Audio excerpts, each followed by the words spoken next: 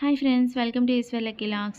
ఈరోజు మన ఛానల్లో వచ్చేసి ఎగ్ పఫ్ రెసిపీ అయితే పెట్టానండి. చాలా ఈజీగా మనం ఇంట్లోనే చేసేసుకోవచ్చు, అది కూడా ఓవెన్ లేకుండా. ఇక్కడ నేను వచ్చేసి మైదా పిండి తీసేసుకున్నాను. వీడియోలో చూపించినట్టుగానే పలుచగా పామేసుకొని ఫోల్డ్ చేసేసుకోవాలి. అందులో కూర పెట్టేసుకొని తర్వాత ఎగ్ అయితే పెట్టేసుకొని ఫుల్గా కవర్ చేసేసుకోవాలి. ఇక్కడ మనం ఓవెన్లో చేయడం లేదు కదా, సో అందుకే ఒక లేయర్తో మొత్తం ఎగ్ని ఫోల్డ్ చేసుకుని తర్వాత 4 చివర్లని కలిపేసుకోవాలన్నమాట. ఫుల్ వీడియో వచ్చేసి నేను మన ఛానల్లో అప్లోడ్ చేశానండి. ఇవన్నీ పామేసుకొని రెడీగా పెట్టుకున్న తర్వాత ఆయిల్ హీట్ ఎక్కిన తర్వాత వేయించేసుకుంటే మనకి ఎగ్ పఫ్ క్రిస్పీగా ఇంకా టేస్టీగా కుదిరిపోతుంది.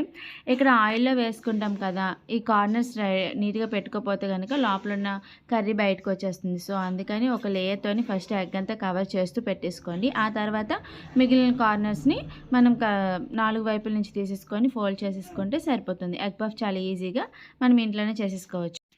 కొంతమందికి ఎగ్ పఫ్ అంటే చాలా ఇష్టమై అయితే ఉంటుంది కదా, అలా ఇష్టం ఉన్నప్పుడు బయటికి వెళ్ళి బేకరీలోనే తినాల్సి వస్తుంది. ఒక్కొక్కసారి బాగుంటుంది, ఒక్కొక్కసారి చెప్పలేం, కర్రీ కొంచెం పాడైపోతూ ఉంటుంది.